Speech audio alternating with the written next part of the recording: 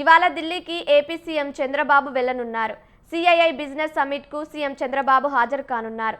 పలువురు కేంద్ర మంత్రులతో సీఎం భేటీ కానున్నారు. ఉదయం 11 గంటలకు కేంద్ర హోంమంత్రి అమిత్ షాతో చంద్రబాబు భేటీ అవుతారు.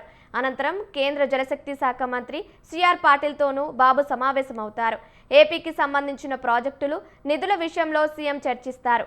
మధ్యాహ్నం 3 గంటలకు ప్రపంచ బ్యాంకు ప్రతినిధులను సీఎం కలవనున్నారు. సాయంత్రం 4 గంటలకు భారత పరిశ్రమల సమైక్య బిజినెస్ సమ్మిట్ కు బాబు హాజరవుతారు. ప్రధాని ఆర్థిక సలహా మండలి చైర్మన్, నీతి ఆయోగ్ సభ్యులను సీఎం కలవనున్నారు.